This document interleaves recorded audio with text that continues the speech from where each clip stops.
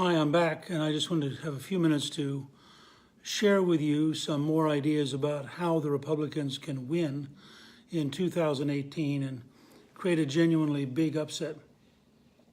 Let me also say that I am very excited, excuse me, can I have a bottle of water?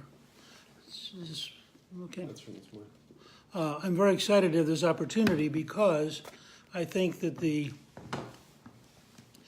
chance right now, I apologize, is to change the Republican strategy is very real. The objective fact is that the Democrats have gone so far to the left that some of the recent violence, a knife attack on a Republican candidate, a fire at a Republican headquarters, the kind of language left-wingers are using, all of those things coming together potentially are going to alienate most of the country. But the key is for the Republicans to draw the line. The key is for the Republicans to recognize that this is a very big choice election. That's not just about small things. It's about fundamental direction of the country. For example,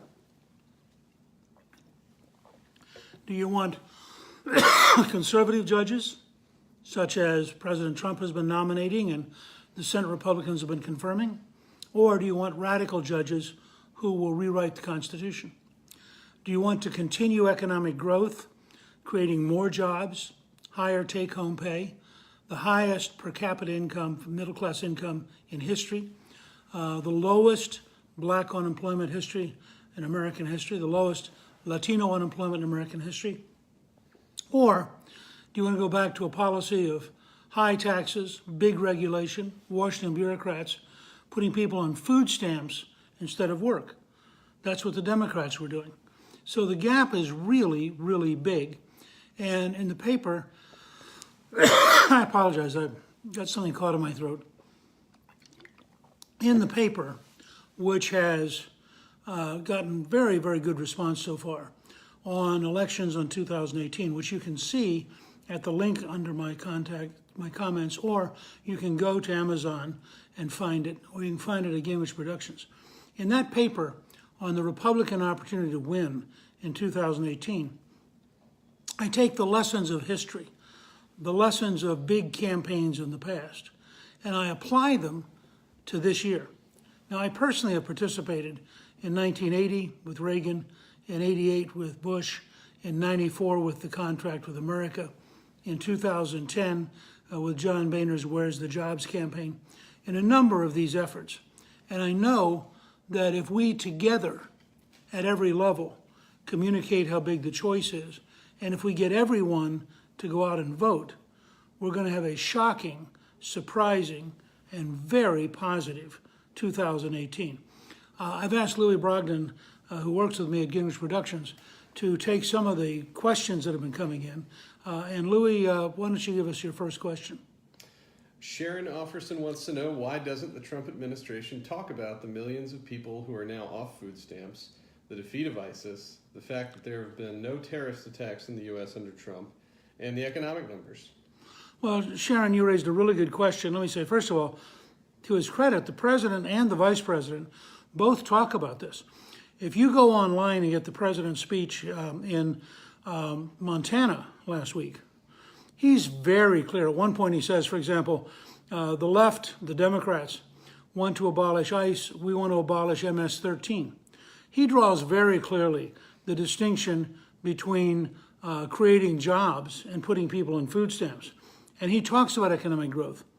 The problem, and the reason that the president needs your help, and the reason I wrote my paper on the 2018 election, is that all of us have to send these signals because we're faced with a liberal news media that doesn't want to talk about anything that helps Trump. I mean, if their choice is to talk about a stupid, cowardly, anonymous op-ed that was pure junk, or to talk about the enormous job creation, they're never going to talk about job creation. If their choice is to talk about Bob Woodward's book, which I think is fiction, and which has been repudiated again and again by honorable key people who just say it's flatly not true, or talk about what's happened with regulatory controls what's happened with new energy sources, what's happened to make America economically stronger. You're not going to get that from the New York Times or the Washington Post or CBS News or NBC News. They are dedicated. In fact, I was on Laura Ingraham radio show today, and she quoted an NBC commentator saying, "Oh, the economy doesn't matter. These other issues, things like Anonymous and Woodward and personality, that's going to be the big deciding issue." That's what they're hoping for. The left wants a small choice election where junk can dominate, and they're terrified that we're going to communicate how big the choice is and how good the economy is. Louis, what else have you got? Mary Kemper wants to know what you think the chances are for Ron DeSantis in the Florida governor's race. Mary's raised a really good question about Ron DeSantis and the Florida governor's race. I believe Ron's going to win, partially because his opponent is so radical. His opponent is advocating a whole series of ideas that won't work. He represents the new radical left wing of the Democratic Party. And I think when people look at the cost in jobs, the cost in taxes, the cost in bad government that he represents, I think Ron DeSantis is going to do fine.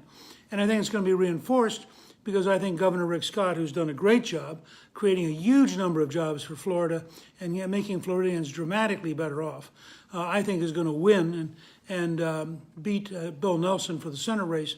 So I think the combination of Governor Scott and Ron DeSantis is going to be a winning ticket for Florida. Similarly, Brandon Althus wants to hear your thoughts on Senator Ted Cruz's reelection against Beto O'Rourke. I'm sorry, who asked that question? That was Brandon Althus. Well, Brandon, you raised a really good question, and I think Texas is a perfect example of a big choice versus a small choice. You're going to see the Democrat in Texas basically try to say all sorts of nasty personal things about Senator Cruz, try to run a campaign that is very narrowly focused. But the truth is, if the choice for Texans is more jobs with Ted Cruz or more food stamps with Beto O'Rourke, if the choice is stronger control at the border or open borders and massive illegal immigration with Beto O'Rourke, a chance to have conservative judges, which Senator Cruz has consistently worked for, or the desire to have radical left-wing judges, which Beto O'Rourke stands for. This gets to be a big choice election. Ted Cruz is going to win a decisive, surprising victory. John Henry wants to know if you think the GOP should lay out cutting spending after building the wall and discuss how the wall will help with local, state, and federal budgets.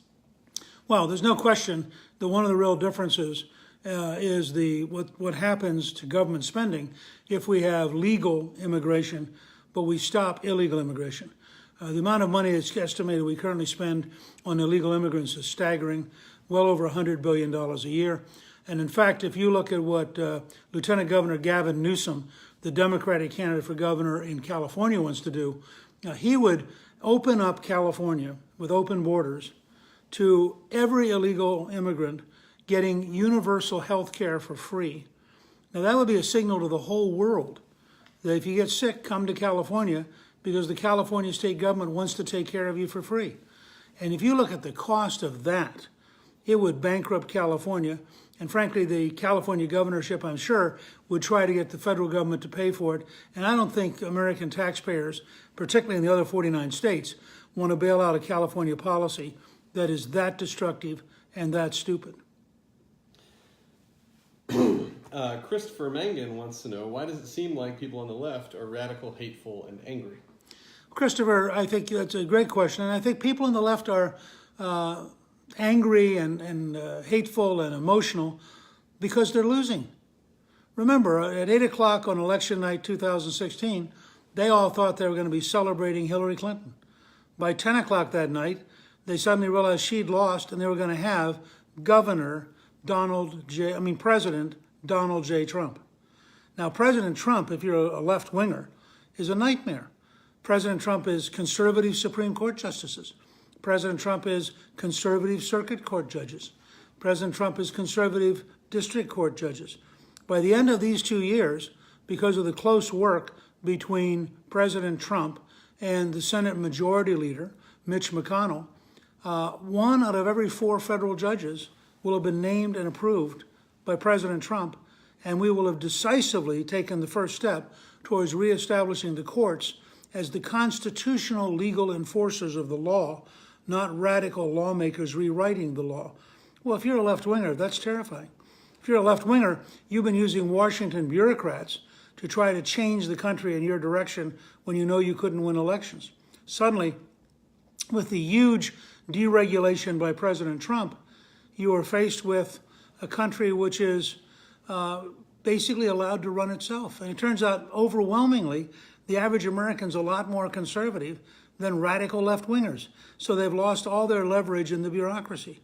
If you're a left-winger, you believe in high taxes, and you hate this idea of leaving the American people their own money where they can be in control of their lives. You like people, if you're a left-winger, you like people on food stamps.